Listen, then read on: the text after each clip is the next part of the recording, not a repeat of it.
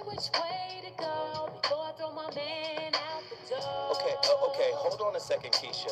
Just let me ask Ronald exactly what's going on, because it takes two to tango, and I need to hit his side of the story. So she's driving me insane, got stress heavy on my brain.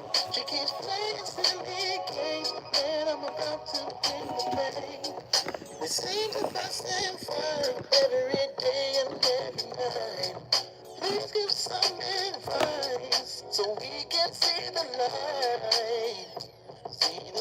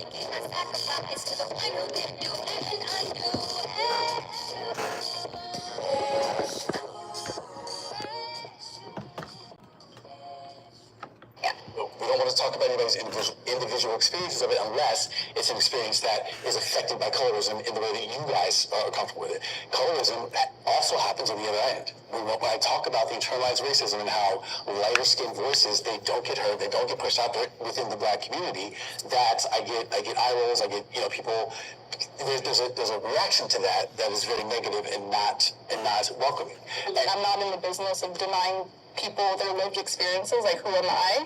But I think we can also acknowledge that those things happen. Like lighter skinned people have like certain experiences where they feel invalidated because of their complexion, and we can also acknowledge that colorism affects lighter skinned people. There's no such thing as reverse colorism. Same way there's no such thing as reverse racism, reverse sexism, and reverse-ism. That's what I believe. That's your opinion. I agree in the sense that the experiences you're talking about that circulate around like all this coded language of like you're not actually Black or you're not Black enough or like quantifying. Which also happens with white people. I just want to let that. I'm sorry. I just want to add to your point. Go ahead. I have experienced versions of that myself, and I do not consider that to be colorism. Colorism is distinctly about a system and resources and visibility and autonomy within those systems. Like, to add on what she said, like, about the whole bullying and things, like, that actually does happen. Like, I've been bullied just for, I consider myself as brown skin, but back then I was, like, really dark skin, and I did lighten up, like, probably 2 shades, maybe 3 shades because of it. Can you tell me why you started to bleach your skin? It's like you growing up in school, you have mainly guys making fun of your skin color and calling you charcoal, calling you dark. So growing up, you just start to feel like, oh, okay, no one likes me because of my skin color. Like, okay, I see. So that kind of does something to your head, you feel me? And also we have social media. They do praise lighter skinned women, Latinas, whatever, pale skinned women. So that kind of makes you feel like you're not desired, you feel me? So, and that's why I started bleaching my skin. That's why I started skin lightening because of it, and people that do buy my stuff. Lord have mercy. Oh. The voice of reason has returned to the scene of the crime. KBLA Talk 1580, you already know what it is. Zoe Williams in the building with another riveting discussion. The colored lover. An engaging exploration of the effects of colorism on black love. You must use the dark-skinned slaves and pit them against the light-skinned slaves. And then you must pit the light-skinned slaves versus the dark-skinned slaves. Willie Lynch letter 1712. Now, a lot of people dispute the authenticity of the Willie Lynch letter itself, but can you argue the effects upon black folk here in America? It's very deep. Desire as plantation logic. How colorism weaponizes the nervous system. Your psychological insight here. Somatic trauma, according to Rothschild and Levine, shapes erotic reflexes. Preference may be a trauma response encoded by slavery psychodynamics. Yikes. Get to your phone lines, 1-800-920-1580. Come on now, get to your phone lines. We got to talk about this. I know people, and listen, I want to preference it. Come on, I think people can find love in any race. When it's real, when it's authentic, when it's not performative, I think people can find the love of their life in any race, if it's real. But if your wound finds a partner, you hear me talk about it all the time, 1-800-920-1580. Your philosophical insight. Reenactment of oppression through romantic attachment is not desire. It's a subconscious repetition compulsion rooted in caste logic. Sheesh. Your spiritual insight. Attraction becomes karmic entrapment when it originates from a wounded ego, not from an authentic soul resonance. And then here's your empirical and clinical insight. Dr. Joy DeGruy, right? Her post-traumatic slave syndrome offers measurable evidence of inherited trauma influencing relational patterns. Get to your phone lines. I need to talk to you about this. If you're in an interracial marriage or interracially dating, is it coming from a space of soul resonance, your attraction towards your partner? Or is it coming from a wounded space where, like we heard the young lady in the clip articulate, I lightened my skin because, she didn't feel worthy. She didn't feel like anybody wanted her. People were shaming her for her skin color. Romantic apartheid. The erotic caste system, the hidden erotic caste system in black love. I'm interested to know your thoughts. 1-800-920-1580. Here's your psychological insight. Attachment disorders and abandonment trauma can become eroticized via skin tone coding during childhood socialization. Your philosophical insight. Loving based on a shade is not love. It is a metaphysical continuation of white supremacy disguised as a preference or as taste. My taste or my type. And your spiritual insight. Until Eros is decolonized, sexual energy becomes a haunted relic of empire's ghost. Eesh. This is gonna hurt, guys. I have to do these types of conversations. We have to have real conversations about this, right? You've heard those statements. You're pretty for a dark girl. right? You've heard it.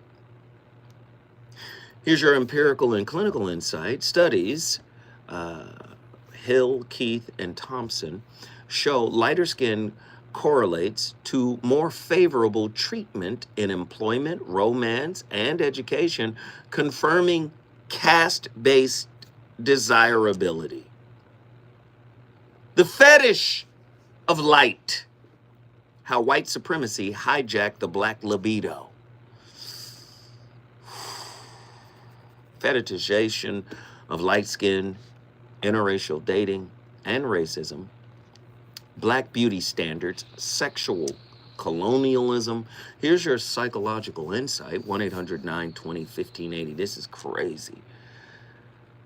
The hypervisibility of light-skinned bodies foster both fetish and rejection, leading to a split erotic identity in darker-skinned individuals.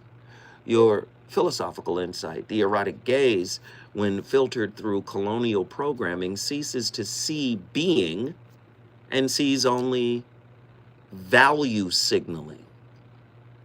Goodness gracious. Are you guys ready for tonight's topic? I don't know. Yes, it's harsh, but we have to have this conversation. We must have this conversation. I think it's important. Self-hate still runs rampant in the African American community. And we need to understand its origins so that we can uproot it. I believe that organic love can evolve between different races, but it must come from soul resonance and not self-hate. The colored lover, a psychosexual indictment of colonial desire. An ancestral forensics into how colorism became the language of black intimacy. 1-800-920-1580. Colorism is not a conversation, it's a diagnosis, a pathology, a transgenerational psychosexual disorder born from epistemic warfare, now masquerading as preference, taste, or chemistry. The colored lover does not negotiate with these illusions. It surgically exposes them. This is not about skin tone. This is about the neurological fallout of white domination. It is about how the enslaved were taught to desire their masters, and how their descendants were programmed to view themselves and each other through the eyes of the empire. Yikes. As Dr. Joy DeGruy, right, empirically demonstrated in post-traumatic slave syndrome, the aftershocks of chattel slavery are not theoretical, they are measurable, observable, and inherited. From self-depreciation to internalized hierarchy, we now perform our wounds in our relationships. Our dating patterns are data. Our romantic rejection is social programming.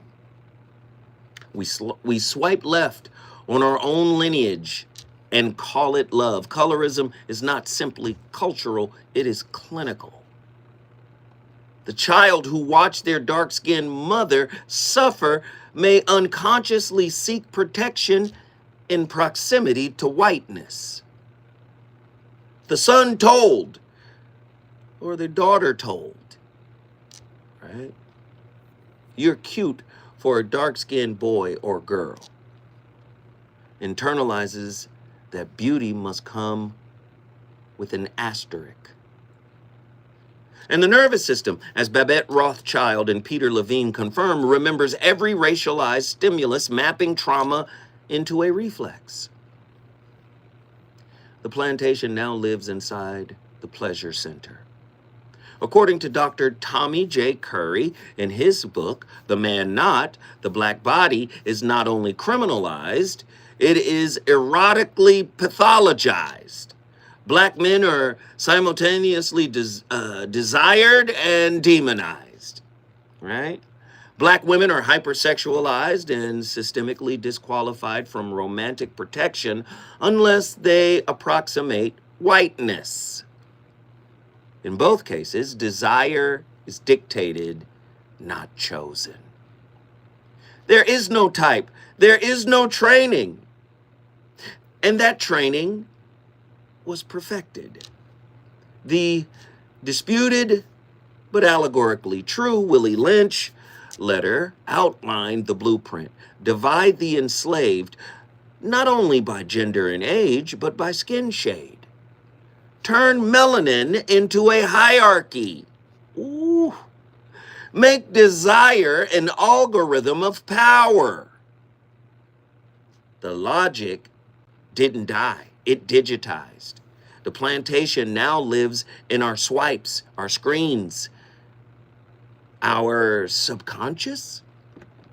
Enter the colored lover, not a person but a symptom. The man who avoids dark-skinned women but quotes Malcolm X. The woman who loves black culture but dates only white men. 1-800-920-1580. The partner who confuses fetish with attraction. The one who cannot separate love from legacy or desire from domination. The colored lover is not choosing, they are reenacting. Erotic reenactments of ancestral rejection. As Ivan van Sertima, right, revealed in They Came Before Columbus, African brilliance predates colonial contact by millennia. But in a world where dark skin is coded as danger and light skin as an aspiration, black children grow up in systems where melanin is shameful, and we still ask, why does colorism persist? When we come forward, if you're brave enough, get on the phones. Let's go.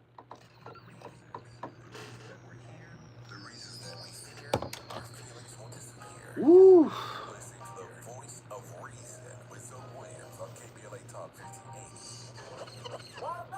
Now, y'all got to call in. This shit is fire. At KBLA Talk 1580, we're proud to be celebrating 4 years on the air, but we know we could not have made it this far without you. We work hard every single day to curate conversations that will enlighten, encourage, and empower you. So, from all of us at KBLA Talk 1580, Am I going to get some phone calls today from my peoples? Hey, Melanie, I got your topic suggestion, Melanie, and I appreciate it. Everybody, please hit the like button, hit the like button, hit the like button, hit the like button. Please, please, please hit that like button. Let's go.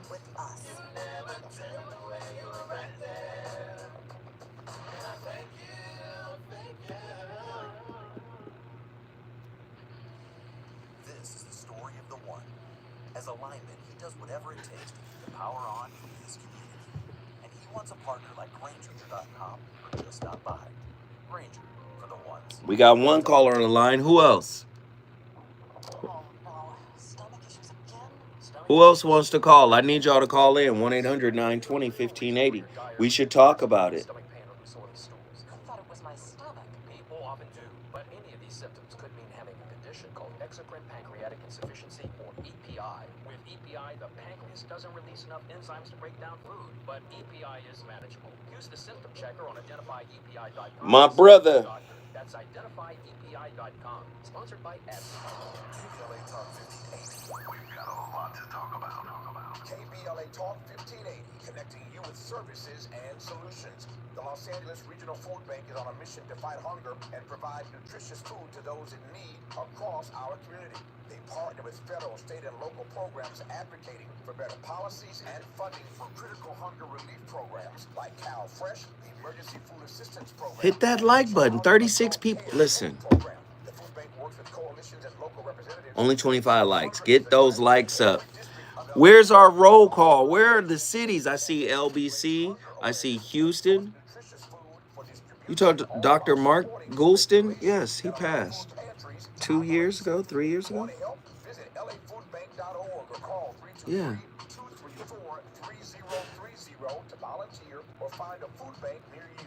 Together, we can ensure that I would love for you to call in and share that. Let's get it. a community call to action from KBLA Talk 1580. We're almost there. 5 more people like that.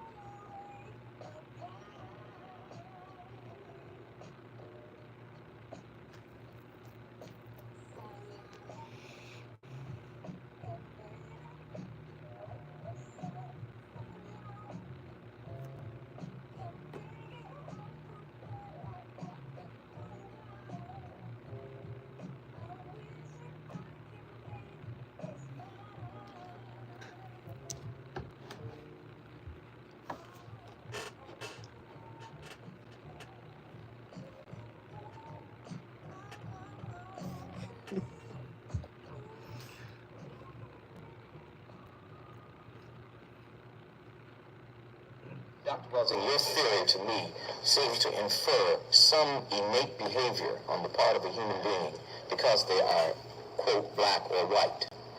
Would you agree or disagree that the terms black and white are not genetic definitions? And if they are not genetic definitions, then how could your theory be true? Well, wait a minute, when you say genetic definitions, I'm not quite sure what you say, but for the sake of time, the factors that determine whether we're going to have skin pigmentation or whether we lack skin pigmentation is based on genes. In other words, you have genes that determine the quantity of melanin pigment that is going to be produced in your skin, in your eyes, and your hair. If you have a gene, a mutation towards an inability to produce that pigment, that is also genetically determined. And that is at least within the context of the Western world, or the white supremacy culture. The dominant classification of people, not as determined by Francis Wilson, but as determined by white people themselves, as your classification, either you are white or you are classified as non-white. This is on your birth certificate, this is on every paper of identification that you have. And this focus on skin coloration, I maintain, is based on the awareness on the people who are now in power, that they are a minority. The white group represents a minority in the world population. And the color focus is something that is a psychological necessity based on a genetic reality. So I don't know if this gets to your question. Now, any other thing that one might say that results from the absence of pigment, I mean, that's another discussion. I don't know whether you want to go into that. Well, following that logic, then, would it not be accurate to say that there would be a difference psychologically in light-skinned blacks from dark-skinned blacks? Well, psychologically, yes, and I think that we are all aware of that. Under white supremacy, the conditioning has been the closer you are to white, the more acceptable you are. So that, for example, all of us learned as we were growing up in the black community, if you are black, stay back. If you are brown, stick around. If you are white, and if you're white, you're white. And the appreciation of an individual, even within the black group itself, was very often based on the relative absence of skin pigmentation. And even within families, children thought that they were ugly if they were darker. And families, parents have said that to children. Even now, people want to know when a baby is just born in the hospital, some of the first questions that are asked by the black parents about the child or the black family members, is it light skin and does it have straight hair? To know how much value we're going to put on this new baby. Because within the framework of the culture in which we live, the closer you are to white, the more you're considered beautiful, and perhaps under some circumstances, the more opportunities you will have. Well, Dr. Wellesley, if it is true that you were dismissed from Howard because of your views on that subject, what would you say then of the application and the implications for academic freedom at Howard University? Well, I say that, first of all, Howard University is a black university in name only. In other words, those who fund an institution within the framework of a political system, those who fund an institution determine what is going to be done within the framework of that institution. And so although Howard University is referred to as a black university and the majority of the student body is black and the majority of the faculty is black, still it is possible, I say it is possible, that those people who control the purse strings can say, we do not like such and such an ideology or philosophy that is coming out. It's what's going on right now. This continues to come out. Then we will not give you funds for building, and we will not give you funds to continue the function of your center. Now you make your choice. Well, are you saying that this happened in your case, or was it simply the case of one dean saying this to you? I mean, well, let's put it this way. I can only suspect that it happened if you ask me to prove it, because I will say that the same funding forces or sources, if they say, well, we like very much what Dr. Wilson is doing. First of all, no one has been able to disprove what she's saying. That we think this is very interesting. I mean, whether the theory is correct or incorrect, it's a valuable idea to discuss, or it is being discussed, and I would be glad to have that debate going on in an academic institution. Relationships. Got you confused? Need some straight talk?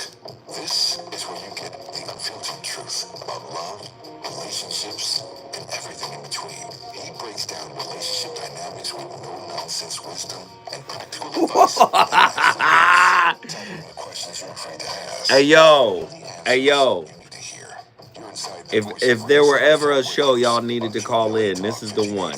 Let's talk about it. Talk to me. I'm Amber Payton with BIN News Now. And listen, don't be afraid to hit the like button, hit the share button. Don't be afraid to hit the super chat, Cash App, support the channel. The content is crazy. We're already, I mean, YouTube already got its foot on our neck. He joined in 1991 and rose through every rank. Victory is non-negotiable. That's nephew. What up? Smith says his focus is improving the passenger experience, not just What up, nephew? He's pushing for shorter wait times at restaurants, baggage claim, and restrooms. Smith was hired by Black Mayor Andre Dickens earlier this year. And Illinois is joining 24 other states in suing the Trump administration over a $7 billion freeze in education grants. Black Attorney General Kwame Raoul says the move violates federal law and the Constitution. The group wants the freeze declared unlawful before school starts. Get BIN News Now on demand 24/7 on the iHeartRadio app. Is it time for a new job? Then it's time for Express Employment Professionals. Quick, endless online job search. Enlist the pros. Let a local recruiter from one of their 870 locations help. And Express never charges job seekers a fee. Go to Express Pro. Call in blind or fill out the topic first. LOL, just getting in.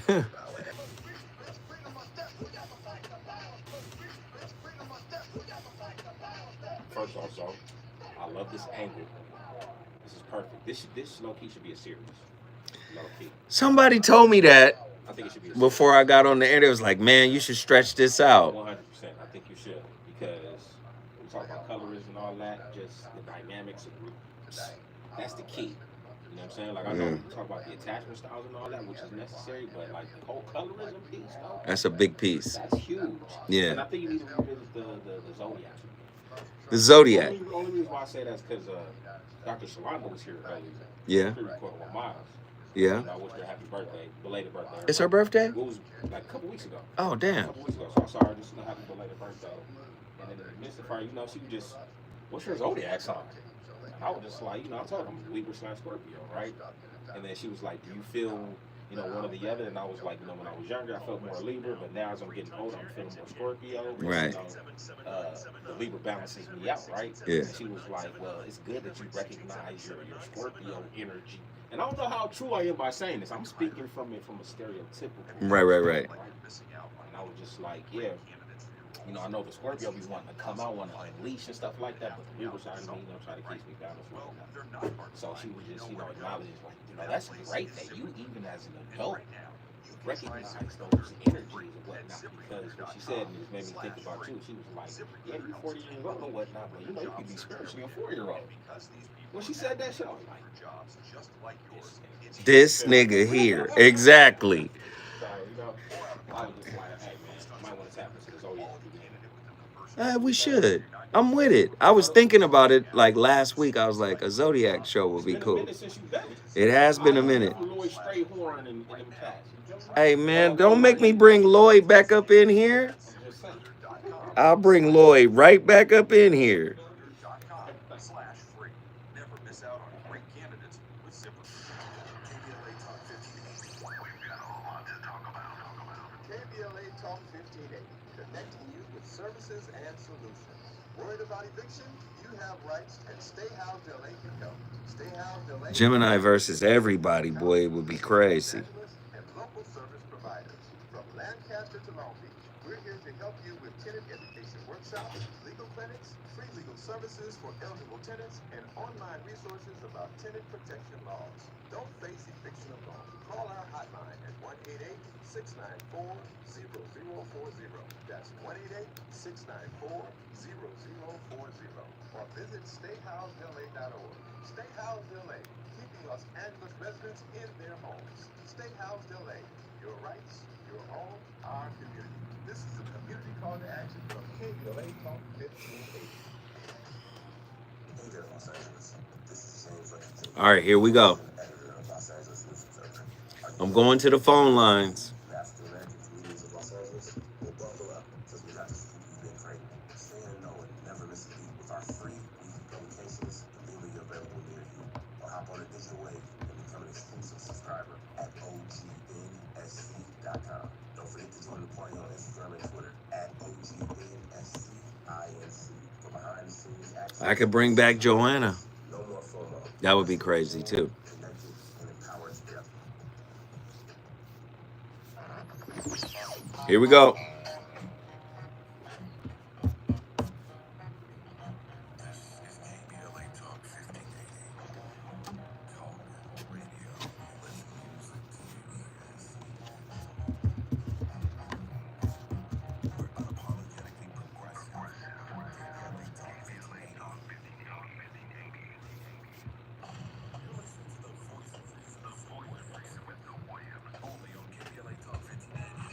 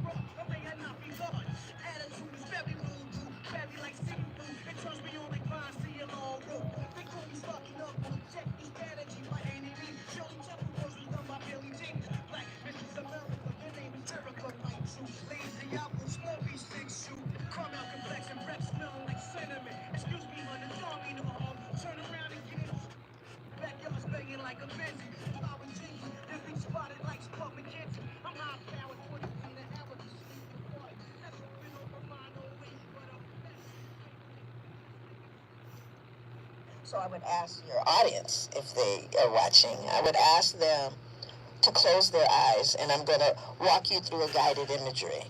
Now, it is nighttime, and you're in your car. You could be the driver, you could be the passenger. You look ahead, and as you approach, you're noticing that there are blinking lights. And as you get closer, you see that these blinking lights are police cars. There are police cars blocking you. There are police cars lining either side of the street. Beyond the police cars is a yellow tape. Beyond the yellow tape, there are 3 young men. They're on their knees. Their hands are handcuffed behind their backs, and they don't have shirts on. Now open your eyes. And I ask them what they see. Now, normally, I don't ask it to adult audiences, but I can see it sometimes when they flush. Because I said, I don't know what you saw, but I'm going to guess it wasn't 3 blonde-haired, blue-eyed boys on their knees. And I do that because I want folks to know what has been embedded in our psyches. And I said that not only have I asked that question of adults, I've asked it of high school students. And they see brown and black boys. And I asked it of middle school children. And I see brown and black boys. And I dared not ask it of elementary school children. Because you see, those images have been etched into our consciousness. It doesn't matter what your values are, what you think you believe. This country has told you who the enemy is. They've engraved it in your psyches. This is the dangerous one. This is the one to be feared. This is the one that we have to lock up. This is the bad guy. You're carrying it into your intimate relationships. That ingrained, genetic encoded, brainwashed, you're the villain all the time. You're carrying it into your adult relationships. And that's the modeling you're picking up from society. That's not even talking about the modeling from home. So what is relationship for? It's not just Netflix and chill. We've over-prioritized the superficial aspect of relationships. Relationships are about recognizing the truth of who you are through the mirrored experience of intimate relationships. Triggers are mirrors. Ooh. Listen, that was Dr. Joy DeGruy, right after Dr. Francis Cress Welsing. Both of them cooking with the rarest grease, man. You telling me this isn't in your relationship choices? Has nothing to do with it, huh? Back to Krishnamurti. It's layered, it's nuanced. What did Krishnamurti say? There's no measure of health to be well adjusted to a profoundly sick society. Is racism still a part of this society? Philosophically? Educationally? Psychologically? Go back and look at some of the founders of psychology. Boy, racist in a mug. Do you understand what I'm saying? This isn't encoded in our relationships at all. Black children grow up in systems where melanin is shameful and still ask, why does colorism persist? Because psychological colonization requires no chains, just desires. I want a light-skinned woman. My baby might have green eyes. I know the baby hair will be intact. Desire, right, becomes the jail cell. Frantz Fanon warned in Black Skin, right, Black Skin, White Masks. The colonized people often attempt to become white through mimicry, not just in language, but in longing. He cautioned, right? To love is to want to be loved by the other. In a world where whiteness is that other, love becomes racial aspiration, not intimacy. The colored lover is our topic tonight. The colored lover it is not a romantic type. Do you understand what I'm trying to say here? If it's not coming from soul resonance, where is it coming from? Right? It's deep stuff. We got callers on the line. Let's get them in here right now. Stephanie from Maryland, come on up in here. What are your thoughts on tonight's topic? Wow, such a great topic. I think that this is a topic that we need to have discussions in our families with. But yes, I do have a couple thoughts. Go ahead, I give it to think us. that this gives us a lens, just like a lens that develops when we talk about colorism. I'm a dark-skinned woman full of melanin, and it's like I have an actual lens, and then I have like the cautionary lens. So my actual lens, I can see the world as every man has opportunities to win. But then the cautionary lens is I'm looking at the systematic parts of things, and I'm considering what others are thinking and how they're judging me.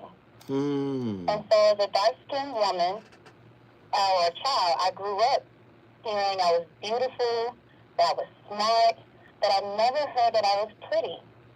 And I confronted my family members, and I talked to like my friends about things like this because it impacted me. But wait, I don't mean to interrupt, but if you heard you were beautiful, isn't beautiful and pretty like synonyms? Like you would think. Talk to me. You would think so. You would think so. So as a dark-skinned young child, I grew up with a best friend who was lighter than me, and she had long hair, and she was more eccentric than I was. And in comparison, it seemed like she was given the adjectives pretty, or she was put for I see. Yes, different things, I see. Okay. like to showcase. Right. And you would think that it's, oh no, this is fair. But over time, us growing up together, it became very noticeable. And, it did impact me. But I just always would make sure that I would challenge myself and think about these things and ask questions. My family didn't necessarily know how to answer it. They more so just tried to brush it under the rug, But my family being a Southern family, we definitely practice colorism in our jokes. We call some family members black, we call some family members white girl. And no, they're not white, but this is what we do. Wow. And then I had one other example, and I was an HBCU cheerleader.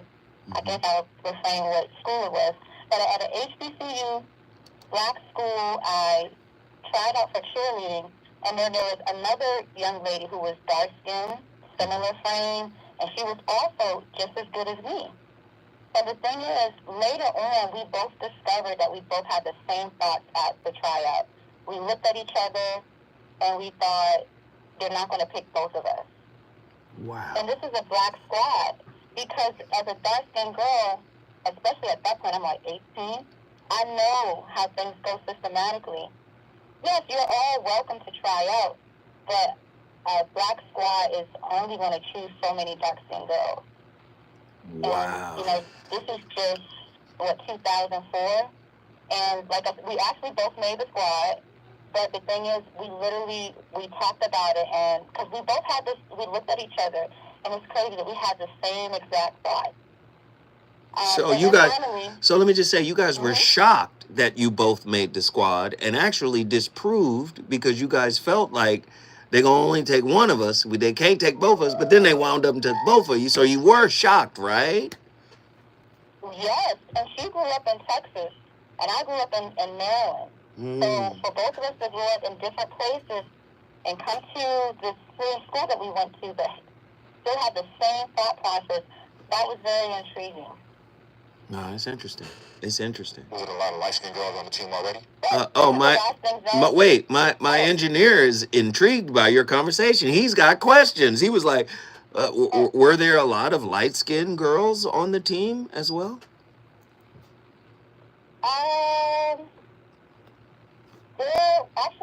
There weren't. So now Andy mad. Now he mad. He's saying, wait a minute, you projected now. Now Andy's like, you projected. Come on, talk to us, sister. We're talking about it. There is a level of projection that I had with that. I love it. Of course, and the school that I went to graciously, no, they were recruiting the dark-skinned, melanin, shapely, woman-like person. Oh, I love it. Again, it was very surprising. But overall, how this impacted my relationships, it made me feel a bit invisible. So I Now their still have relationship some of is that different. childhood Yeah. trauma. Like I felt like in my relationship, it presented as me Wait, feeling invisible Stephanie. and feeling Stephanie. overlooked. Wait. I want to give you more time. Just hold tight. Stay on the line. Stick with me, because you're cooking right now. You've already outlined the HBCU experience. You thought it was going to be one thing. It wound up being another. It was actually a safe space where they were looking for the chocolate, beautiful Duncan Hines chocolate sister. Come on. Then we're going to shift to the intimate relationship where it might be a different type of experience. She was pleasantly surprised in college. Let's see if that trend continues when we come forward. We got a lot to talk about.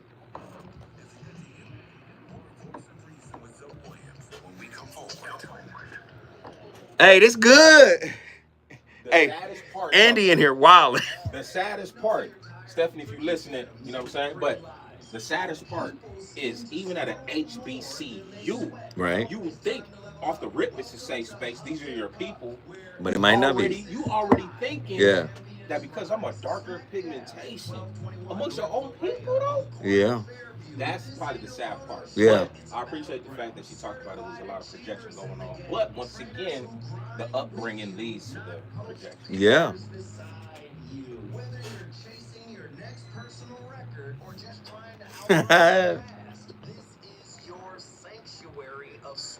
No mirrors, no filters, no fluff, just pain, passion, and purpose. Stop talking, start training, huff hard, puff loud, be legendary. Where folks go to war with their weaknesses. Huff and puff.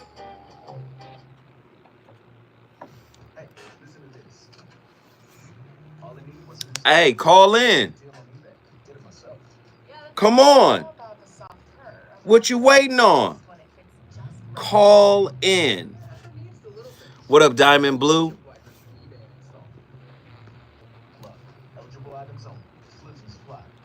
Solo the Great, what up?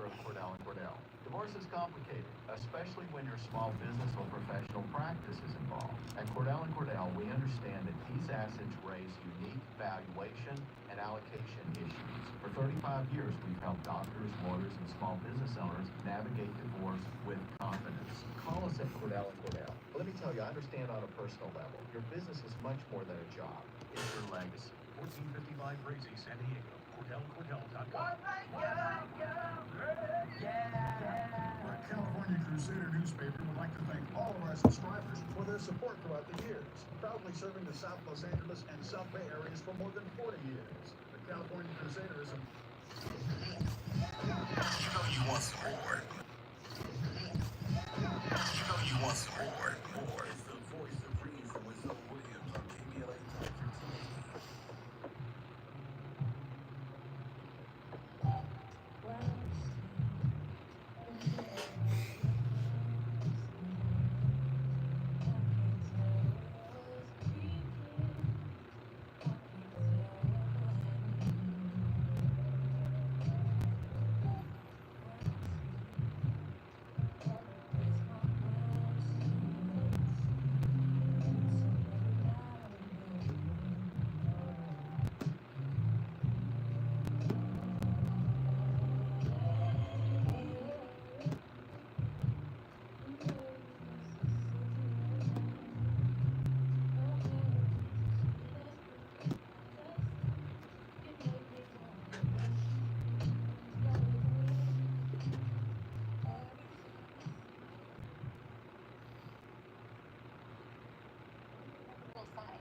It was racism, ableism, and classism dressed up in lab coats and law books.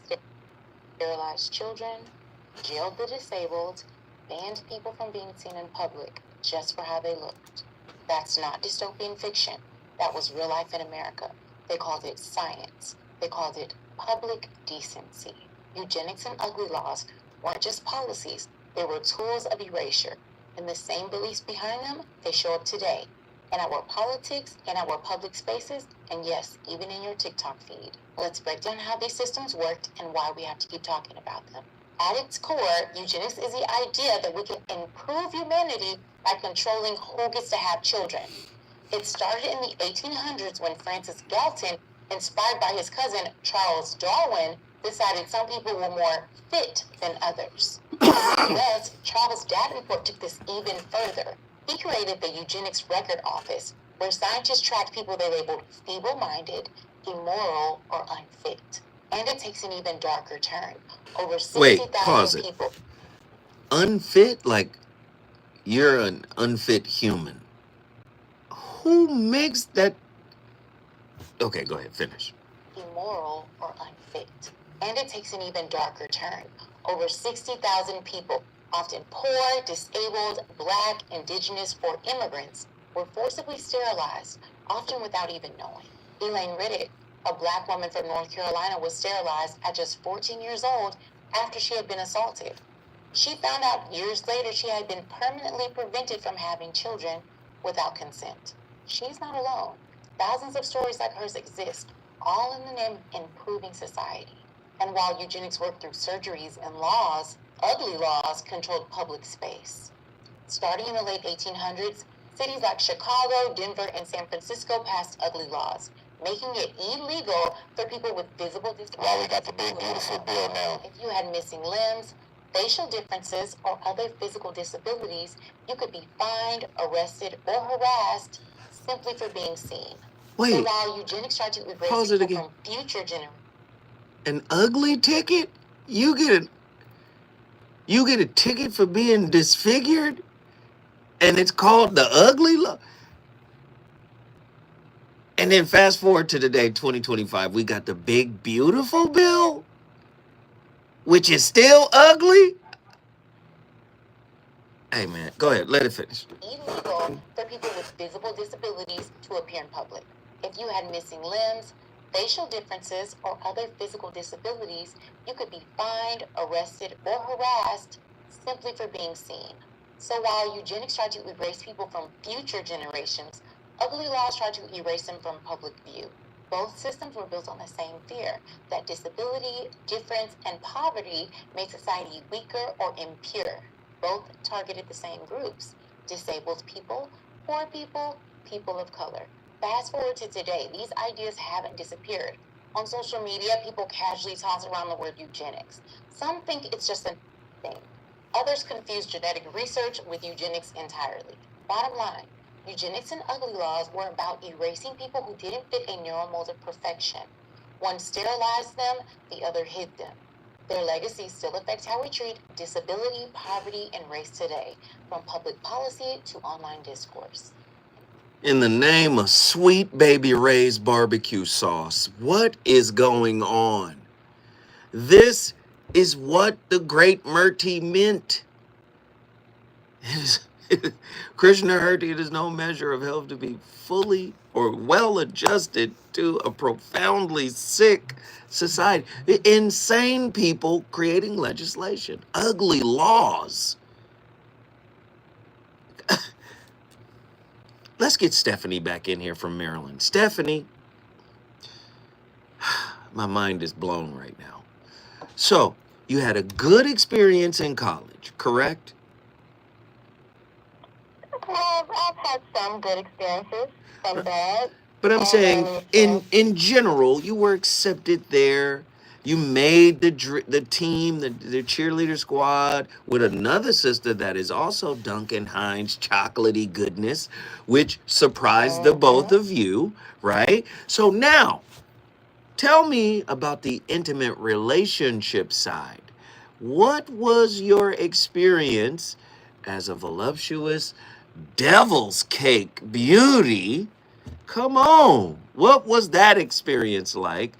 And was your skin accepted by brothers? Did brothers like covet you? Talk to me. I want to know your experience. Oh my. So I grew up feeling invisible. And of course it can throw a little low self-esteem in there. You know, just given some of my background. But with the colorism, I know that impacted me. And like I said, from a dark-skinned person's point of view, you hear every word, and you hear the differences in how you're described versus how a light-skinned person is described, how they're selected, maybe more so than you are. Wait, did you experience this in college and in your adult life? Before you answer that, we're gonna come forward, but stay right there. We're going back to Maryland because I want to get this thought. Let's do it.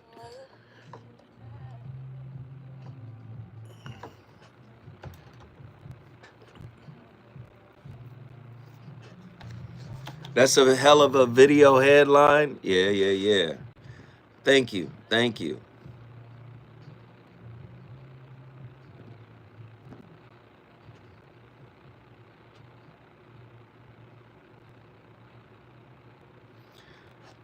She cooking. I love it. Stephanie is cooking.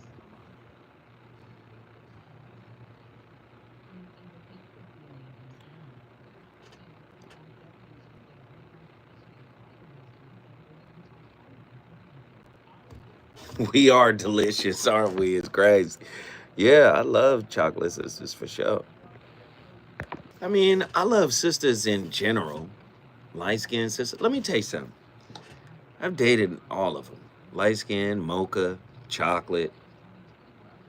Something special about sisters, regardless. But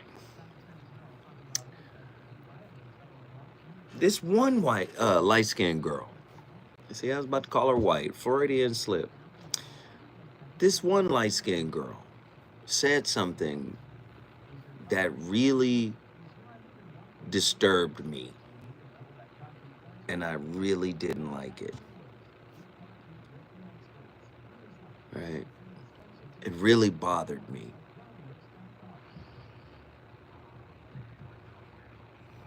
And this is when I was younger. But it really bothered me. She came to me like it was a secret society of light-skinned folk. It was like she came to me and she was banging on dark-skinned women. Because, they be tripping and whoop, whoop, whoop. And, they just don't know how to deal with somebody with green eyes. I was like, who is you talking to? Needless to say, I stopped talking to her. I hated that shit. I was like, what are you talking about? You ain't even that cute. Like, you see the light-skinned, green-eyed people that be ugly, that think they, hey, wait. The light skin and the green eyes don't just make you automatically attractive. Hold on. Whoa.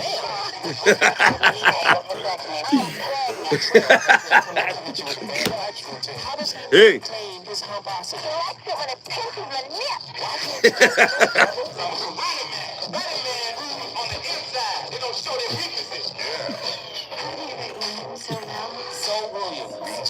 And accountability. The voice of reason. Colorism is a huge issue in Jamaica. How have you managed to have self-love and self-respect in a country that holds browning as a standard of beauty? Strong foundation. As I said earlier, I grew up in a house where my father, I knew about Africa, and I visited Africa long before I even set foot in Africa, because my father had these big books with Africans, and women, children, and the culture. The culture was very rich in terms of, the different parts of Africa and the different culture that they come with. My father exposed us to all of that. So I always understood from an early age that my color was something that mattered to the extent that I need to be conscious enough to know that if somebody come and say, you're black like, I must say, yeah, I love it, I'm black. Because I grew up in Montego Bay. And I went to a high school where it was very relevant, because it became so relevant that there are times when we were in a music class and the teacher would put all the brown children at the front and all the dark-skinned ones at the back. And the treatment was different. The treatment was so visibly different that we had to form groups. And I remember my core group, we were very conscious of it, such that we talk about it and we laugh about it. We're like, you know, we noticed that's what she did, and we said the only reason she did that is because we are black and they're brown. So it was very clear. But we had to see it for what it was and not for it to bring us down, because I saw enough girls at my high school bleach to get to where they thought they need to reach, to be accepted. But as I said, my foundation was strong, and Daddy always told us that black is beautiful, yes, you know. So when somebody tells us they're not black, not good, you know that that person is somebody who is just ignorant, who don't know better, and who understood the whole concept of the plantation and the house slave and the field. We understood all of that because Daddy made it so relevant in the house that when we went to school and learned about it in the way they taught it, it really never mattered what they were telling us, because we knew enough about all of this because of how Daddy exposed us. But I had to dig deep at times to not feel infiltrated to the extent that I would ask, why was I born this way? Because I saw it in other people. I saw other people question why they had to be born in this family with this color, because look how it's rough for me here, so now, because I can't get to do what I want to do because of my skin. I remember growing up, I wanted to be a hair hostess. That's what I wanted to be. And I always hear that, no, you have to go and pick up one plane, go work and do them things. And then the older I got, is the more I recognize that that is not even a job, really. I mean, to be serving people in the air is not a profession for me on a deeper level. So then, it was easy for me to step away from that desire. And then the fact that I saw too that most of, I don't remember if I met any black hair hostess back then, but I saw what people used to say, that only brown people, brown skinned people. So it made me resent it after a while, because I didn't understand why your skin. Man, all over the world. It's genius. If the world is melanated, divide, separate them. So they'll never see their unity. They'll never see their power, their collective power. Make the lighter ones feel superior to the darker ones. Place the darker ones in the back, and the brown and the mochas, and the light ones in the front, and create a hierarchy within themselves. Oh, we have to maintain power. You've just tuned into the colored lover. That's our topic tonight. The colored lover is not a romantic type. It is a colonial consequence. In this project, right, this show tonight is a tribunal. Right? We indict the media, the school books, the pulpits, the family silence, the internalized propaganda that taught us to loathe our reflection, to eroticize our erasure. But we are also here to reclaim, because melanin is not just pigment, it is cosmic memory, as Dr. Edward Bruce Bynum shows, right? Melanin is a neurochemical intelligence, a divine interface with the cosmos, with the cosmic order. To reject it is not preference. It is psycho-spiritual amnesia. This is not theory. This is a psycho-spiritual uprising. We are no longer asking why colorism exists. We are naming who benefits and unlearning what we were programmed to perform. The colored lover must die, so the liberated lover may rise. I know people don't want to hear it that way. You don't want to hear it put that way, but that's the topic tonight. If you love someone of another race, and it's coming from the resonance and the authenticity of who you are, from an individuated soul, one that has done some work, that has gotten through some things, great. It doesn't matter that you're in an interracial relationship. But if you're doing it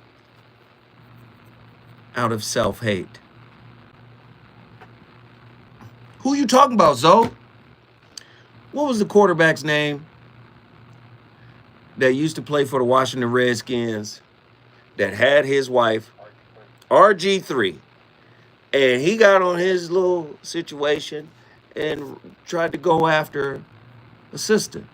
And yes, I understand two sides to the story, right? Sure, you're a sports commentator. I think he was going after Angel Reese, right?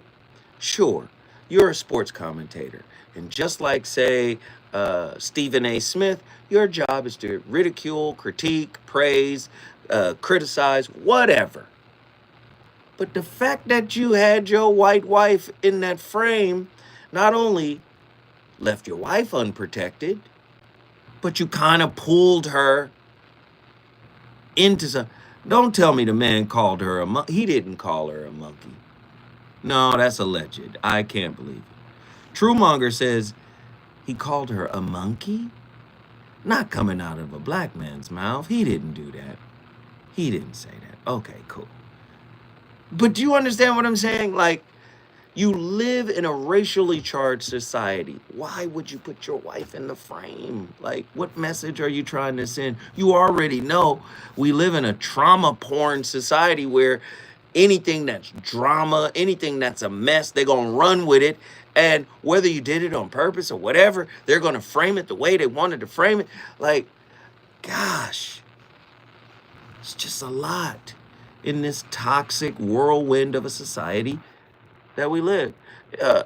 Wait a minute, I'm getting conflicting. We'll look it up and prove it. Andy says no, but Pretty Brown Mimi's 726 says yes.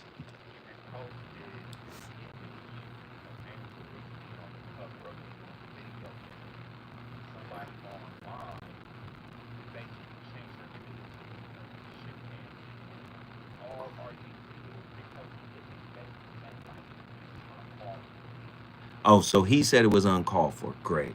All right. Goodness gracious. Do you see how much of a muck and mire we get into? But I got questions to ask, and then I'm going to go back to Stephanie, and then we're going to go to Hawaii right after that. Is your desire, your intimate desire, your relationship preference, your taste, your racial preference, is it yours or your oppressor's? Can love exist where shame still lives? You see your skin color and you're shamed of it, right? Can love live in that space? Who taught you that light was right? Do you date safety or sovereignty? Has your libido been hijacked by the empire? What caste system lives inside your attraction? This is ugly. This is ugly work tonight on The Voice of Reason. I don't know who need this work, but this is ugly work. We need this right now. Is color a code you choose or you use to choose partners or avoid yourself? Is color a code you use to choose partners or avoid yourself? 1-800-920-1580. Get on your phone lines. I want to talk to everybody. What part of your body still longs for colonial approval? Hell, what part of your soul still longs for colonial approval? When you swipe, whose pain are you repeating? What wounds do your preferences protect? Do you desire escape or intimacy? What does your skin tone mean to your nervous system? Ooh. Who benefits from your patterns of rejection? What childhood wound shaped your romantic type? Ugh. Is your erotic response rooted in trauma or truth? What role did your family play in shaping shame around melanin. Ugh. Are you healing or reenacting your lineage? Has whiteness become your compass for pleasure? What version of you do you silence to be desired? Can your soul be seen in a color-coded world? I don't know. Hey, we got questions. We got folks on the line. Lord have mercy. Stephanie, get back in here, child. Come on. What role did your family play? I want to know. I want to know. Talk to me. Talk to me about your intimate relations. Let's go. Let's go, Stephanie. Come on. Thank you so much. You asked the right question. I can answer the traumatic question because we were talking about the dark skin, colorism impact. Mm-hmm. So again, I felt invisible due to that. It wasn't until I did the inner work later that I saw my value and understood that I actually have presence because of my melanin.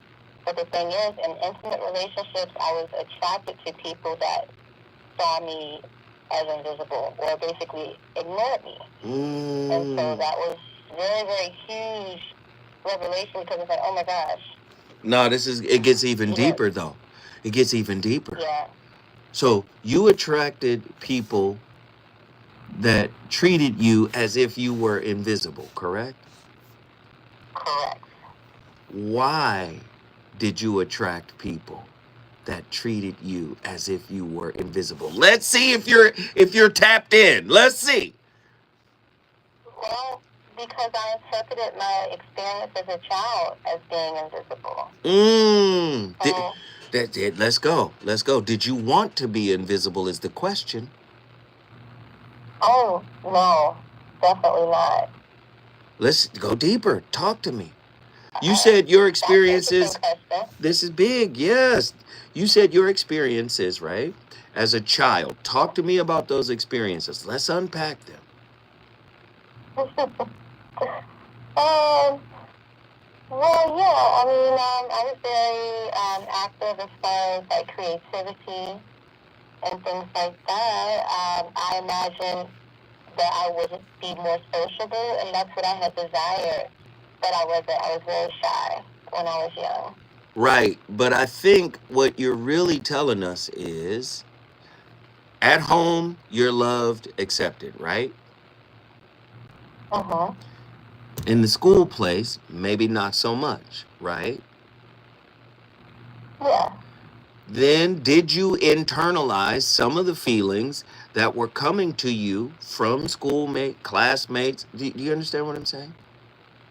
Mm-hmm. Yeah. Right. By internalizing, that becomes a type of magnet that calls in the concomitant experience, especially in your adult relationships. Do you see how I'm saying? Like, part of it is you believing something about your darkness, you believing something about your melanin.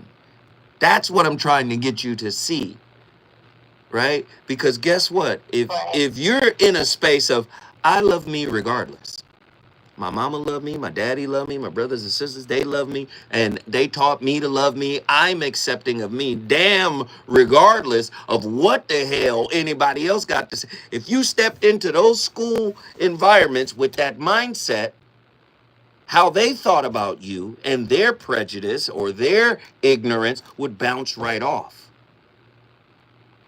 Do you understand what I'm saying? But I think a little bit of it got into you, and once it gets into your soul, it becomes this magnet. The worst thing you can do is believe a low thought that somebody else planted in you about you. Exactly. Because now it's a lighthouse, and you calling in the mirror image of that for what purpose, ma'am?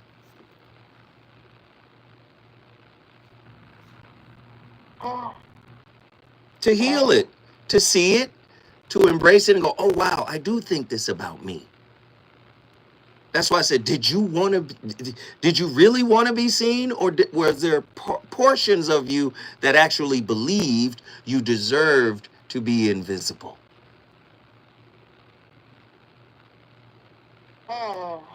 Yeah, that's heavy.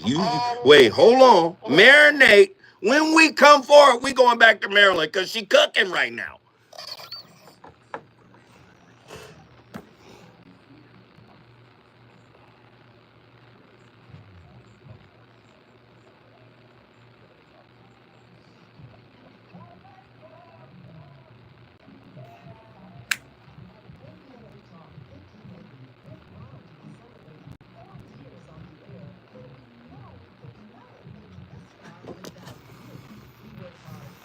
Hey, Lloyd with the Cash App. Thank you. That's our one and only Cash App.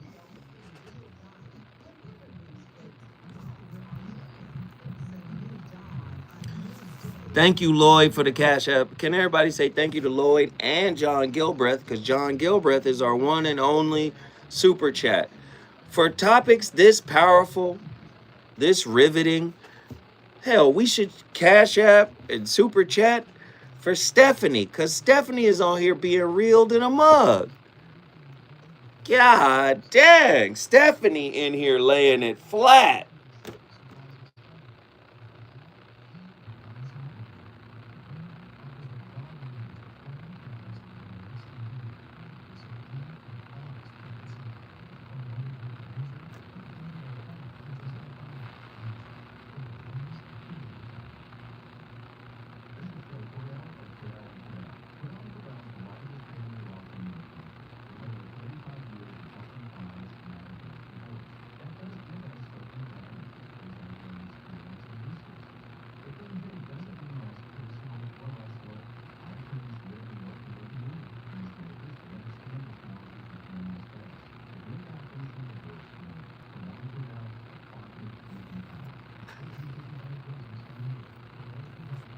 She is.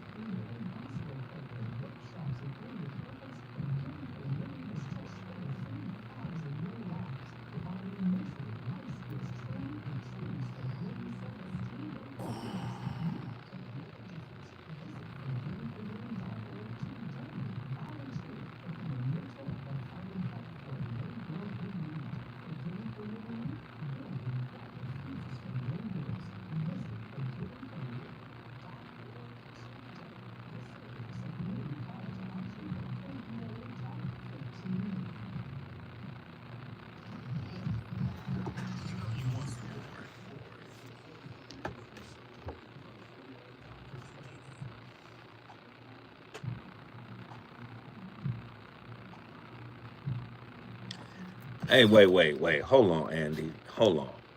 I love Angie Stone.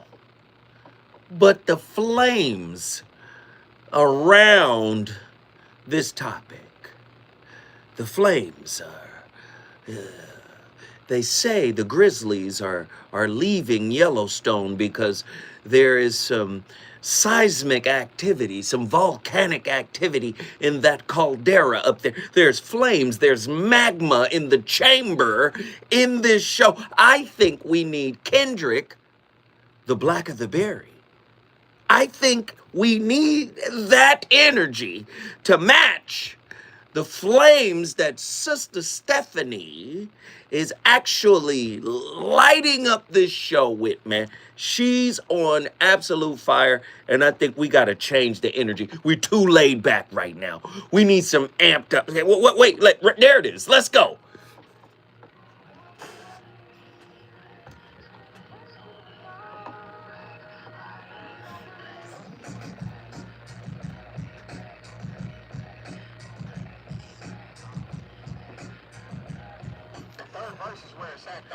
Yeah.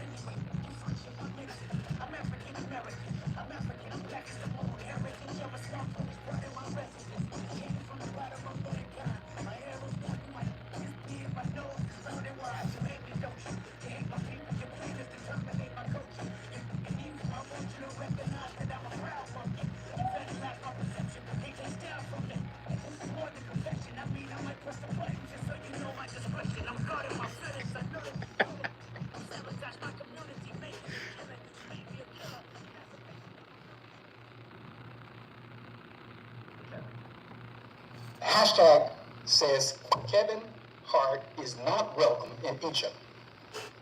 And then the message: you aren't welcome to Egypt. Egyptians aren't Africans.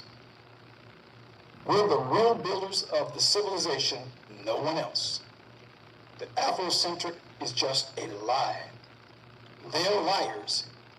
Egypt is our land, not the Africans. Okay, I can't listen to it. I'm sorry. I'm triggered. If you know anything about history, you know the Arabs got there 800 years ago. And the Arabs... Okay. I'm triggered. Yeah. That's a whole... Whew. Breathe, Zoe. You know, after the fall of the Roman Empire. And then the Arabs came in. After the fall of the Roman Empire. Because then... Okay. All right, Stephanie, come back in here. Come back in here, Stephanie. Lord have mercy.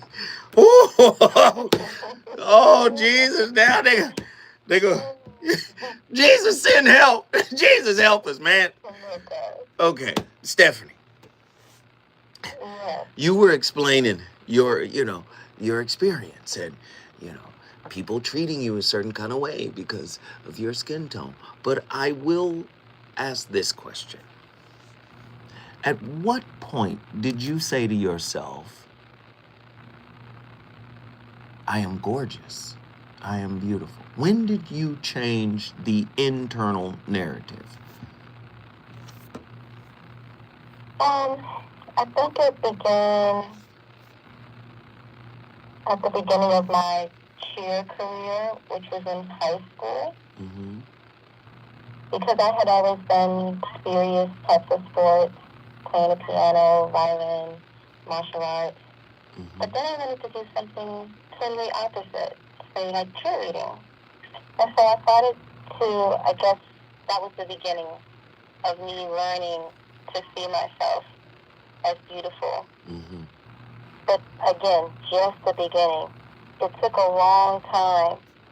I would say now I am 38, and it probably happened around maybe 35 that I really started to see myself as beautiful and pretty and understanding my presence that I bring wherever I am.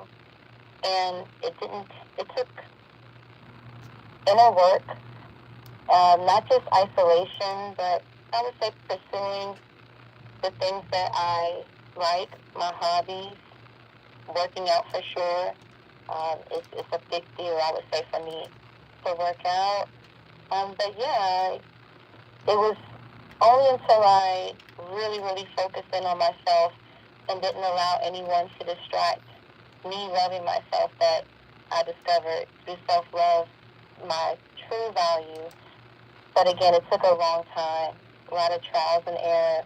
And so I do a lot of youth work, and I try to tell parents, to talk to their young people about their self-esteem and tell them that they're beautiful and pretty and handsome and all those things.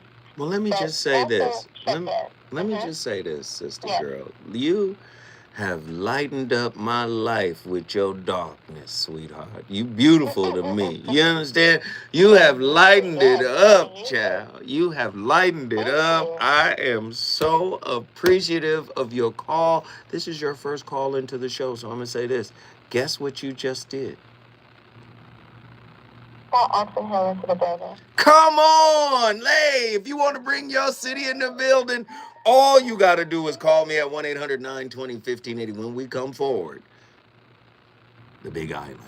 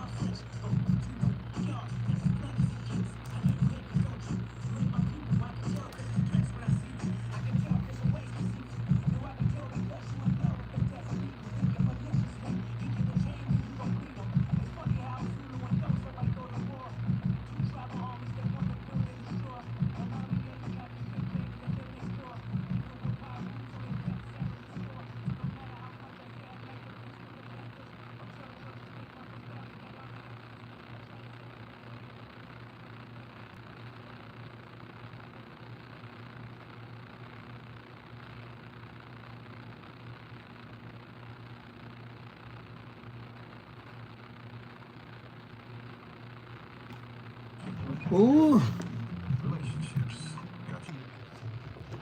Atlanta Airport Chief Ricky Smith says his focus is improving the passenger experience, not just efficiency. He's pushing for shorter wait times at restaurants, baggage claim, and restrooms. Smith was hired by black mayor Andre Dickens earlier this year. And Illinois is joining 24 other states in suing the Trump administration over a $7 billion freeze in education grants. Black Attorney General Kwame Raoul says the move violates federal law and the Constitution. The group wants the freeze declared unlawful before school starts. Get BIN News now on demand 24/7 on the iHeartRadio app.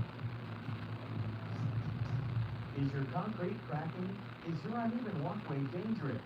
Do you need to level that concrete porch or patio? Contact Groundworks, the concrete lifting experts. Riverside, get your free inspection today. Learn more at groundworks.com. If you're not following KBLA Top 1580 on all of our socials, then you're missing out. Download our app and find us on Facebook, Twitter, Instagram, YouTube, and on the web at KBLA 1580. Again, you can find all of our socials at KBLA 1580. By the way, if you miss any of our weekday shows in real time, you can always catch up by checking out the podcast of your favorite shows at your leisure at KBLA Top 1580. We've got your back.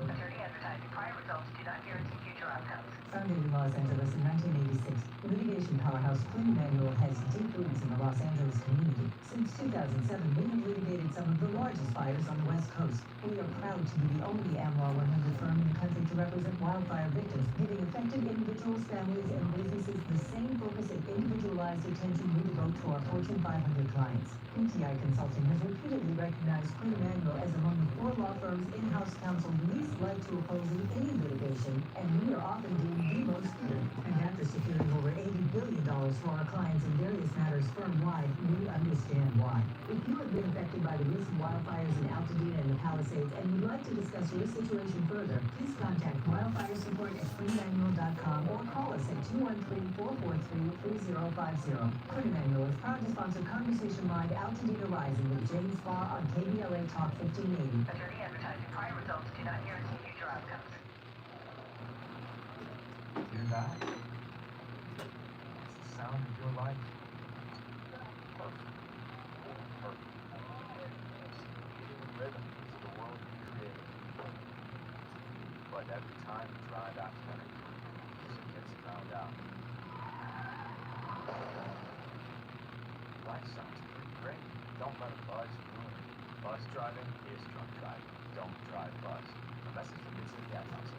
Caste Prep is now enrolling for summer credit recovery in fall 2025. As South Los Angeles' top-performing high school in English, math, and college access, Caste Prep is welcoming all 9th through 12th graders to enroll now. Caste Prep offers a small, supportive, and safe learning environment to help all students succeed, so that all students feel valued, respected, and motivated to reach their full potential. For the past 20 years, Caste Prep has helped more students of color gain admission to top-tier universities, with our graduating seniors earning a total of $3 million in scholarships, more than any other school in Los Angeles. We are dedicated to helping all students turn your college dreams into reality. Caste Prep is now enrolling. Visit us online at catchhighschool.com or call 323-293-3917. Space is limited. Please enroll now for summer credit recovery and fall 2025. Call 323-293-3917 or enroll today at catchhighschool.com. KBLA Talk 1580. We've got a lot to talk about. Imagine a Los Angeles where everyone can thrive, where communities have access to the resources they need to succeed. That's the vision of Detours Mentoring Group, Inc. They're dedicated to improving life in LA County by wanting LA to be the best place to connect, create, learn, live, and play. They're working toward an education system that's well-resourced and culturally responsive, becoming a hub for artists and innovators, and making sure everyone has access to healthy food, quality healthcare, and safe housing.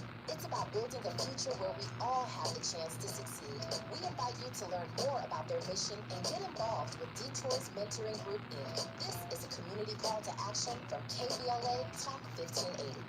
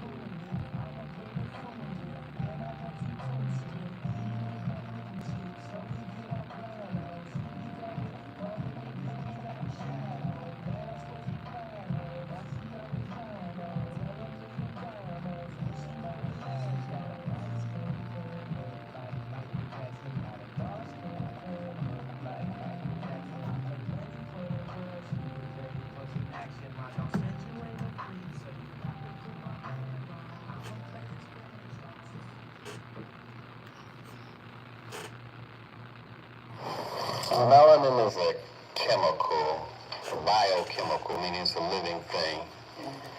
And it's how we classify the races by how much melanin they make inside their body, not the melanin on your skin. It's how much you make inside your body.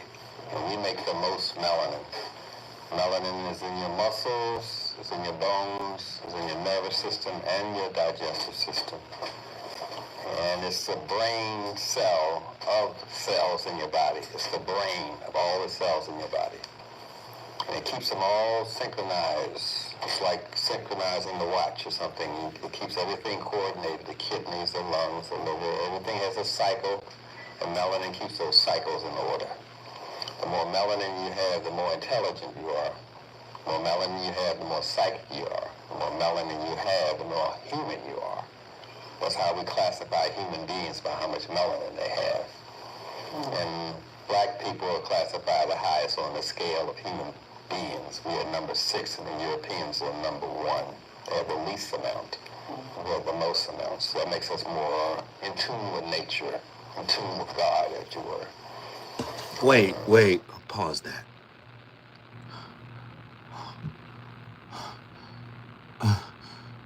I'm hyperventilating. The science, the jewels. It's too many jewels. Wait a minute. Is this why academia says that race is a construct? Basically an idea, and it's not real? Could this be another historical gaslight project that intellectual white supremacy wants to push? Did you hear what Dr. Africa just said? Oh, he's a real doctor, by the way. Wait a minute. Yeah, because that's what's being pushed right now. Oh no, race is a construct. Race is an idea. Yeah. I'm interested to know what you think. I don't know. But that's what triggered me once I heard what Dr. Africa was saying. Please play more. By destroying melanin, speeding it up, or slowing it down. A drug that does not work on melanin is not a drug at all. That's the way drugs are made. Nonetheless, because of the melanin, that makes black people rather unique. We're more creative.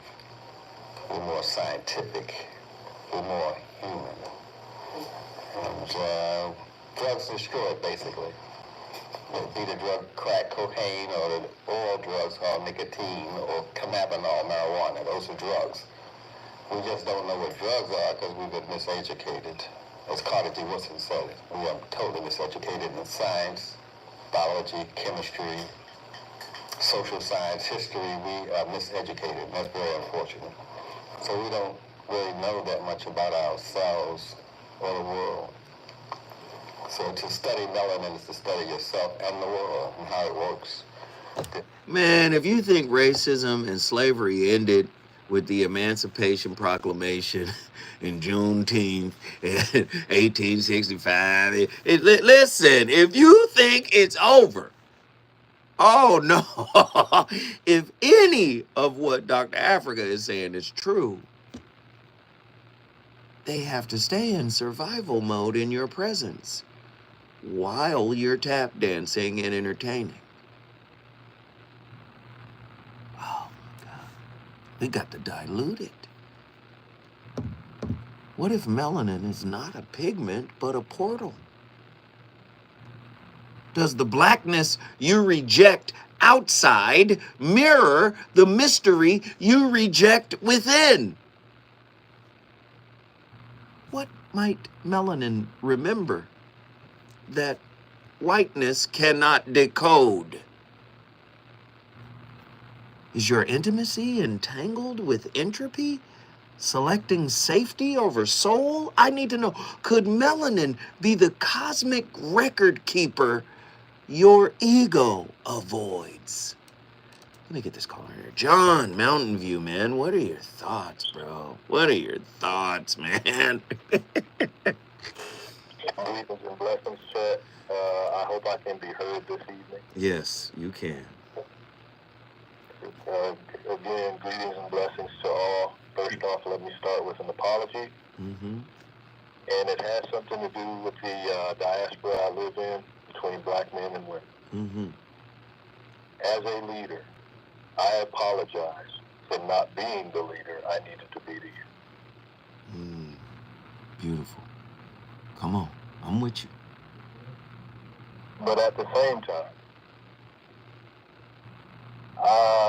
to answer the question, can shame and love be in the same diaspora, same room, same place? Absolutely.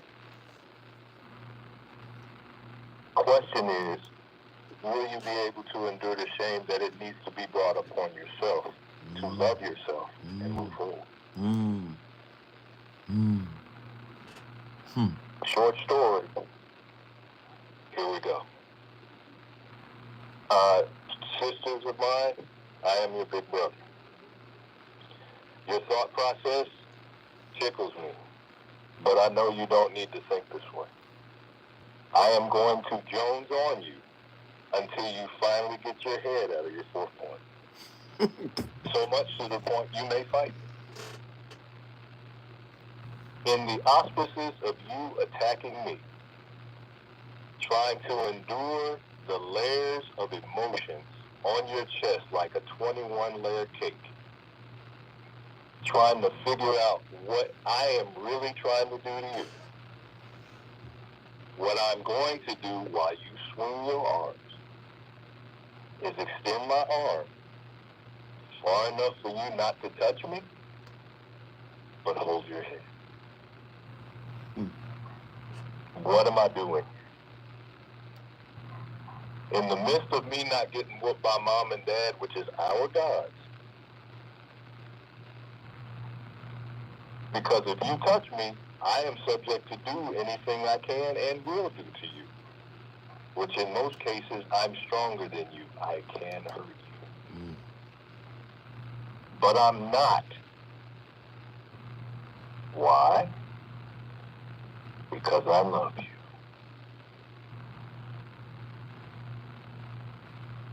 Come on, man. Pastor John, listen, man. What did you just do, brother? I'm putting out the declaration of what we as men are supposed to do for our women out here in this world. There you go. Their colors don't matter. Come on in here and get this hug, get embraced. I see what you're saying. You're creating a safe space. I understand. As you should. Olive branch, the whole 9 yards. I see you, brother.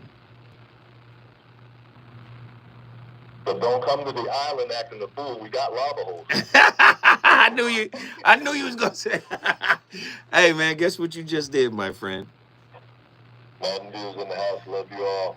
Mountain View is in the building. If you want to bring your city in the building, all you got to do is call me 1-800-920-1580 when we come forward. Where are we going? Where are we going when we come forward? We going to Oakland Town Business. Yeah, Otto is on the line. When we come forward, we're going to go up to the bay. Let's do it.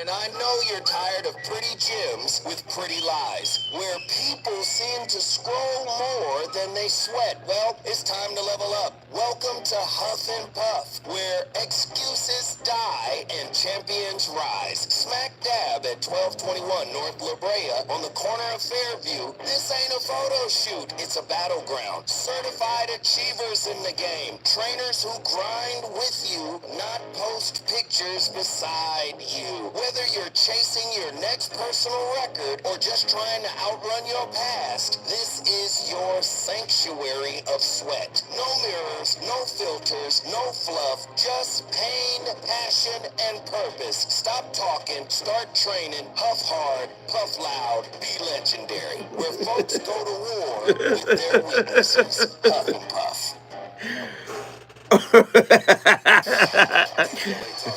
Not sponsored by Puffy. Boy.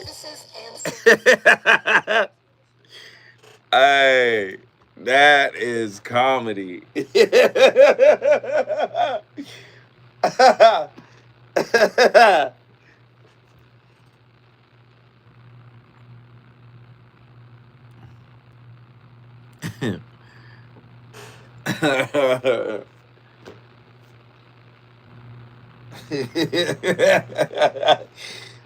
Oh, that shit was good.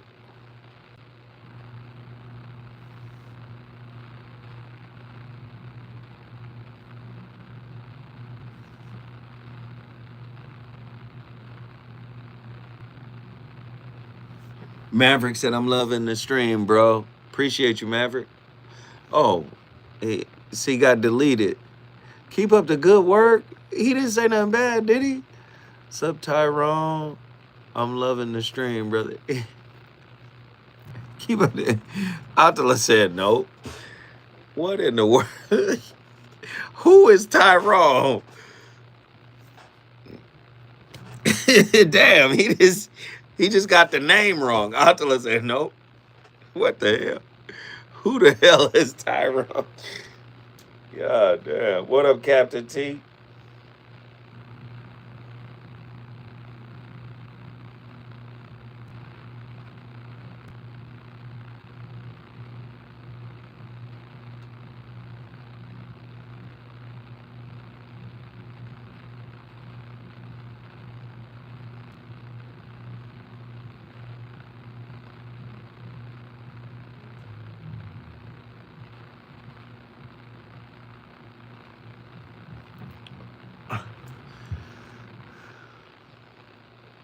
I see.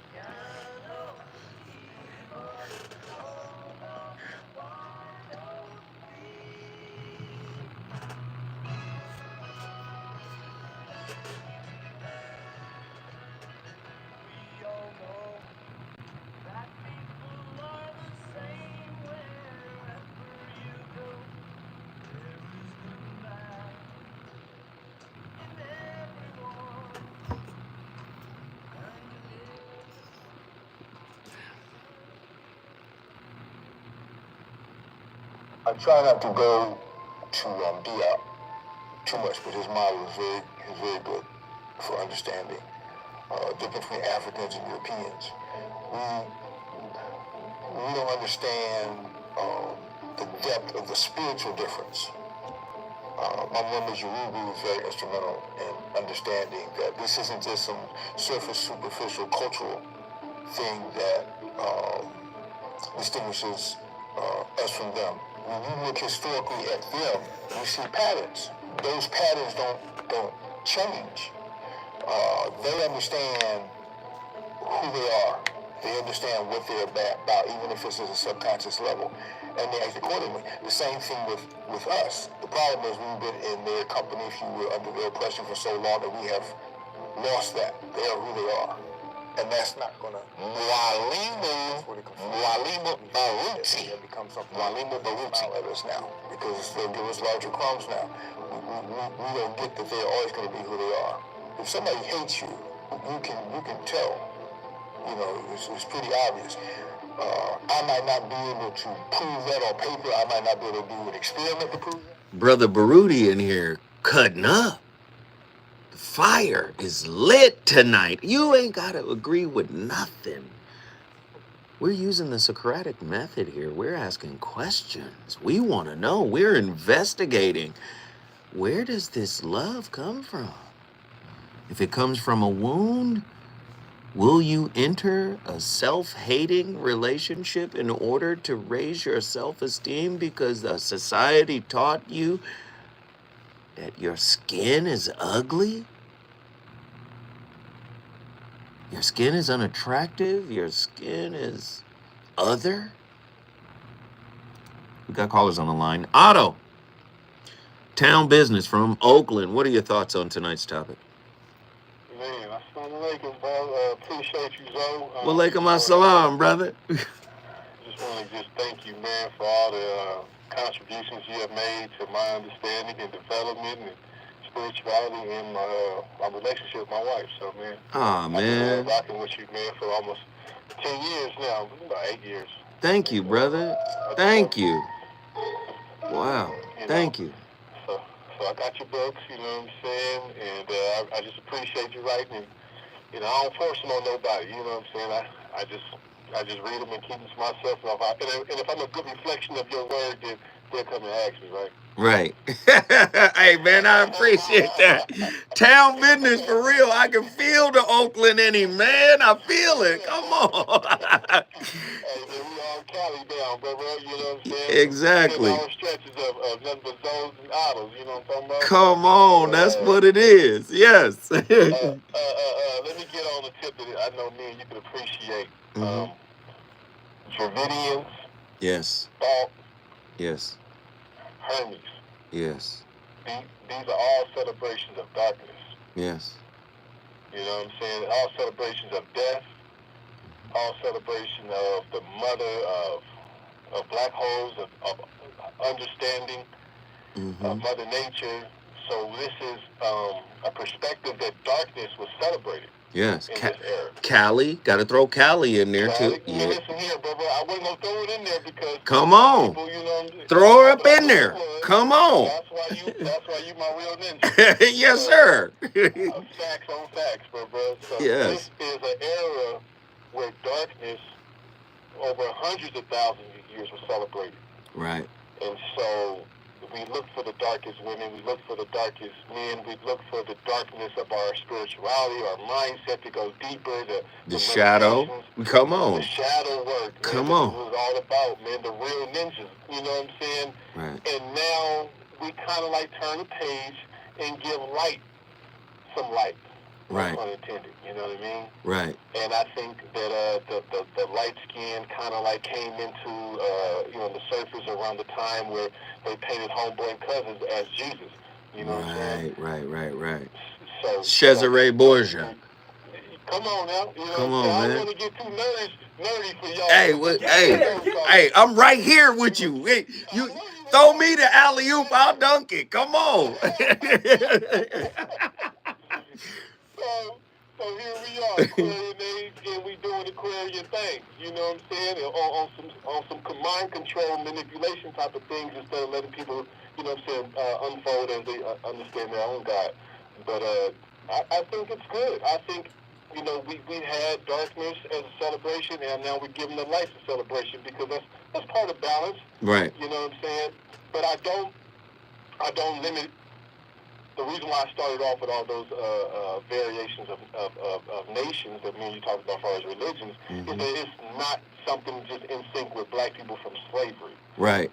And everybody that you know that you grew up loving that was singing your R&B song was black. Right. Dark-skinned women. Right. I mean, Whitney Houston, there wasn't nobody finer than her. No.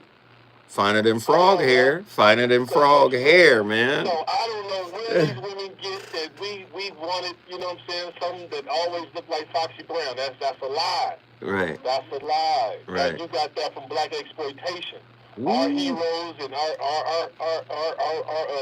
women, you know what I'm saying, she-ros was always dark-skinned women kicking in the door with big nappy afros. Come on. When we made the movie. Yes, sir. So who you watching? Who thread you on? You got to take responsibility for your own influences and what you got intoxicated on, because you know, for us, it don't matter the color of the skin, but it's the color of the soul. Man! Guess what you just did, Otto? Man, this town acorn business in this mind. Yeah, it is. Yes, sir. Yes, sir.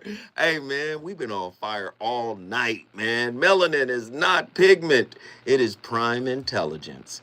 a biochemical symphony, a sacred interface between matter and memory, sun and soul, cosmos and consciousness. It absorbs the light of stars and reinterprets it into life. It is the neurochemical fingerprint of creation, and that is precisely why it had to be redefined. Listen, I just start the conversations, man. I ain't in here trying to be right, but guess what?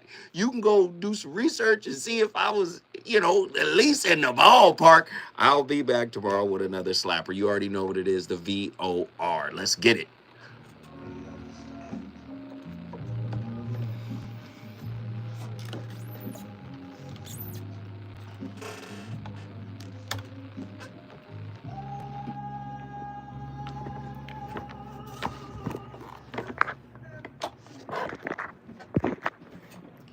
And I'm just going to be honest real quick, if y'all can hang out for a second.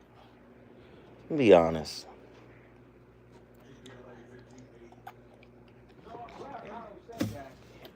What? What? Because, like, the whole light skin narrative gets pushed, you know what I'm saying? But, like, low key, niggas talk that shit, but man, I know a lot of chocolate sisters that still get played, like, regardless. Oh, absolutely. And I was just thinking, like, that was a young perspective, you know what I'm saying? The whole colorism thing. But I think as you get older and you start to mature, right? You're not tripping over that shit. Right, 100%. Oh, and so yeah. You say nigga on accident? Did I say what? You say nigga? On the air? Low key. Right? No. You did it? No. All right, cool. I thought you and Otto was getting into it. Hey, Otto was close, but I didn't say it. No. Let me just say. All right, see you tomorrow, bro. Let me just say, like, I really appreciated that show. I think that show was dope. But I don't want that show to be a fucking empty pep talk. I know the science, but we got to do better if we're descendants of all that greatness, man. I look at how this society has conditioned the minds of our folks. And the more I study, the more I learn. I'm like, God damn, it's a whole fucking infrastructure. Right? It's a whole infrastructure in place on how to keep us divided, how to keep us hosts. I gotta keep it real. I'm off the air now. How to keep us codependent on a toxic system, on a toxic definition, right? They gonna define us. You come outside, you be like, oh, this is the real world. This is how we really are. This is how we really, get down with each other. This is how we really treat each other. Zoe can only do so much. The show can only do so much.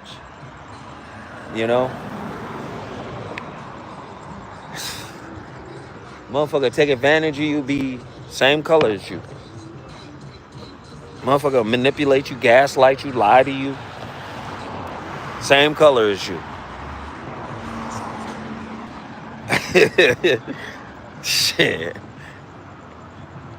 You know what I'm saying? Like, all that, oh shit, the melanin is cosmic intelligence, it's poetic, it's beautiful, it's all that shit, but for real, like, niggas don't give a fuck. Alright. I'll let y'all.